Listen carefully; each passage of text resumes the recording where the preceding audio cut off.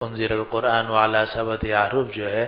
یہ حدیث متواتر ہے، جیسا کہ علامہ سیوطی رحمہ اللہ نے تدریب الراوی میں ذکر کیا کہ جو احادیث متواترہ ہیں ان میں یہ بھی ہے کہ قرآن نازل کیا گیا 7 حرفوں پر۔ لیکن قرآن 7 حرفوں پر نازل کیا گیا، اس کا مطلب کیا ہے؟ تو بعض علماء نے تو یہ کہا کہ مراد ہے کہ 7 قسم کے معانی قرآن کے اندر موجود ہیں، اور پھر معانی کے اندر انہوں نے کہا حلال ہے، حرام ہے، محکم ہے، متشابہ ہے، قصص ہیں، مواعظ ہیں، امثال ہیں۔ یہ 7 قسم کے مضامین ہیں، اس لیے کہا گیا کہ انزل القرآن علی سبعۃ احرف، گویا انہوں نے احرف کو معانی پر اور مضامین پر محمول کیا، مگر یہ قول سب سے زیادہ ضعیف ترین قول ہے جس کو اکثر علماء نے اختیار نہیں کیا۔ دوسری توجہ یہ کی گئی کہ قرآن جو ہے وہ نازل کیا گیا 7 حرفوں پر، یعنی 7 طریقوں سے اس کو پڑھنے کی گنجائش ہے۔ پھر اس کے اندر یہ قول ہے کہ یہ 7 جو ہے یہ تحدید کے لیے ہے یا تکثیر کے لیے ہے، تو علامہ قاضی عیاض اور ہمارے اکابر میں حضرت شاہ ولی اللہ دہلوی رحمہم اللہ کا رجحان یہ ہے کہ یہاں 7 احرف جو ہے وہ تکثیر کے لیے ہے، تحدید کے لیے نہیں ہے۔ اس لیے کہ یہ کہنا کہ ہر جگہ میں 7 قراتیں تو ممکن ہی نہیں ہے، کہیں 2 ہیں، کہیں 3 ہیں، کہیں 4 ہیں، تو اس لیے یہ جو 7 احرف ہے یہ تحدید کے لیے نہیں ہے بلکہ تکثیر کے لیے ہے۔ اس کو اختیار کیا حضرت قاضی عیاض رحمہ اللہ نے اور حضرت شاہ ولی اللہ دہلوی رحمۃ اللہ علیہ نے، لیکن اس کو بھی قبول نہیں کیا گیا۔ وجہ اس کی یہ ہے کہ روایات میں آتا ہے کہ حضرت جبریل علیہ السلام جب قرآن لے کر نازل ہوئے تو نبی کریم صلی اللہ علیہ وسلم فرمایا کہ میری امت کے اندر تو ہر طرح کے لوگ ہیں، اور کمزور بھی ہیں اور ضعیف بھی ہیں اور جاہل بھی ہیں، اور وہ لوگ ہیں جنہوں نے کبھی کوئی حرف ہی نہیں پڑھا، تو آپ اللہ تعالیٰ سے درخواست کیجئے کہ وہ ایک سے زائد طریقے سے پڑھنے کی اجازت دے دیں۔ تو اللہ تعالیٰ نے 2 کی اجازت دے دی، پھر اللہ تعالیٰ نے 3 کی اجازت دے دی۔ یہ روایت جو ہے یہ آگے آنے والی ہے۔ تو جب یہ اجازت مل گئی، ہاں یہاں اس میں روایتوں میں آ رہا ہے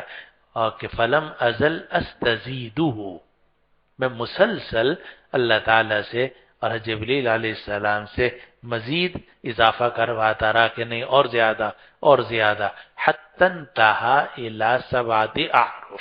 یہ روایت ہے یہاں تک کہ بات پہنچ گئی 7 احرف تک۔ اس سے معلوم ہوا کہ 7 احرف جو ہے وہ تکثیر کے لیے نہیں ہے بلکہ تحدید کے لیے ہے۔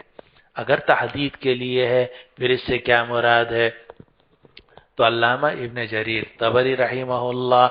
اور ہمارے اکابر میں گنگوئی رحمۃ اللہ علیہ، ان کا کہنا یہ کہ اس سے مراد 7 قبائل عرب ہیں،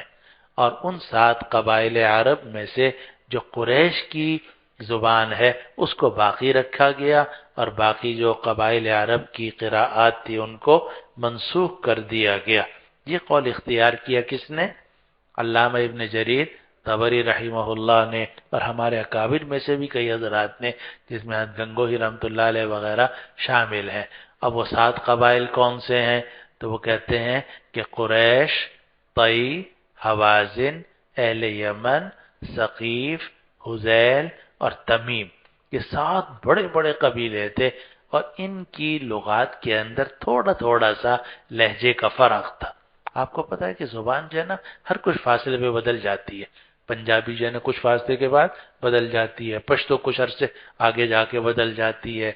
تو اس طرح عربی جو ہے وہ بھی قبیلوں کے اعتبار سے تھوڑا بہت فرق ہو جاتا ہے۔ تو شروع میں 7 قبائل کی لغات کے مطابق قرآن پڑھنے کی اجازت تھی، مگر اس کے بعد صرف قریش پر اس کو بند کر دیا گیا، جیسا کہ روایت گزر چکی کہ اکتبوہ بلسان قریش فإن القرآن انما نزل بلسان قریش، یہ کہا گیا۔ اور ان کے کہنے والوں میں علامہ جریر طبری اور دوسرے بڑے بڑے علماء شامل ہیں، لیکن بہت سارے علماء نے اس کو بھی قبول نہیں کیا، اور وجہ اس کی 2 ہیں۔ ایک وجہ تو یہ ہے کہ اگر یہ کہا جائے کہ 6 قبائل کی لغت منسوخ ہو گئی، اب صرف ایک ہی قبیلے کی لغت باقی ہے قریش کی، تو سوال یہ کہ پھر یہ جو قراءات متواترہ ہیں یہ کہاں سے آئیں؟ قریش کے اندر کی تو نہیں ہے، یہ تو قریش سے باہر کی ہے، ایک بات۔ دوسری بات یہ ہے کہ آگے روایت میں آنے والا ہے کہ اختلاف ہوا تھا حضرت عمر فاروق رضی اللہ عنہ میں اور ہشام ابن حکیم ابن حزام میں۔ وہ سورۃ الفرقان پڑھ رہے تھے اور عمر فاروق ان کا انتظار کر رہے تھے، پھر چادر لپیٹا ان کو گھسیٹ کے لے گئے نبی کریم صلی اللہ علیہ وسلم کے پاس اور کہا میں نے اس کو قرآن اس طریقے سے پڑھتے سنا ہے۔ آپ نے فرمایا چھوڑو ان کو، پھر ان سے کہا تم پڑھ کے سناؤ، پھر فرمایا تم سناؤ، اور دونوں کی آپ نے تائید فرمائی اور فرمایا کہ دونوں صحیح ہیں۔ حالانکہ ہشام ابن حکیم ابن حزام جو تھے وہ بھی قریشی تھے اور جناب عمر فاروق رضی اللہ عنہ جو تھے وہ بھی قریشی تھے، تو جب دونوں قریش کے لوگوں میں اختلاف ہو رہا ہے تو اس سے معلوم ہوا کہ یہ اختلاف قبائل عرب کا اختلاف نہیں تھا، اس لیے پھر ایک اور قول اختیار کیا گیا اور وہی قول حضرت وہاں تک اسماعیل صاحب نے علوم القرآن میں راجح قرار دیا کہ اس سے 7 قسم کا اختلاف مراد ہے۔ نمبر 1 اختلاف الاسماء،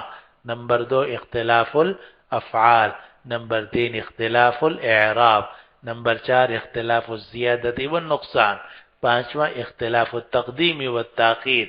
6واں اختلاف البدلیہ اور 7واں اختلاف اللہجہ۔ اختلاف الاسماء جیسے تمت کلمات ربک کلمت ربک، تو یہ اختلاف ہے اسماء کا۔ دوسرا ہے اختلاف الافعال جیسے ربنا باعد بین اسفارنا اور ربنا باعد بین اسفارنا، تو یہ باعد بین اسفارنا تو یہ فعل کا اختلاف ہے، تو اختلاف الاسماء اختلاف الافعال۔ تیسرا اختلاف الاعراب، اختلاف الاعراب کا مطلب یہ ہے کہ اعراب ذو العرش المجیدی، ذو العرش المجید، دونوں قراتیں ہیں اور یہ اختلاف اعراب کا اختلاف ہے۔ چوتھا اختلاف الزیادتی والنقصان، جیسے کہ سارعوا الی مغفرۃ وسارعوا الی مغفرۃ، تو ایک میں واو زیادہ ہے ایک میں واو کم ہے، جنات تجری تحتها الانہار یا من تحتها الانہار، من میں ایک میں اضافہ ہے ایک میں اضافہ نہیں ہے، تو یہ اختلاف الزیادتی والنقصان ہے۔ 5واں ہے اختلاف التقدیمی والتاخیر، اختلاف التقدیم والتاخیر جیسے کہ وقاتلوا وقتلوا یا قتلوا وقاتلوا، تو یہ اختلاف التقدیمی والتاخیر ہے۔ 6واں اختلاف البدلیہ ہے، جیسے ننشزوها فانظر الى العظام کیف ننشزوها اور کیف ننشروها، تو یہاں حرف جو ہے وہ بدل رہا ہے، اس کو کہا جاتا ہے اختلاف البدلیہ۔ اور 7واں جو ہے وہ اختلاف اللہجہ، تو اختلاف الاسماء، اختلاف الافعال، اختلاف الاعراب، اختلاف التقدیم والتاخیر، اختلاف الزیادت والنقصان، اختلاف البدلیہ اور اختلاف اللہجہ، تو یہ 7 قسم کا اختلاف ہے اس قرآن مجید میں کو نازل کیا گیا تاکہ امت کو پڑھنا آسان ہو اور چھوٹی موٹی جو غلطی ہے اس کی وجہ سے کوئی تحریف لازم نہ آئے۔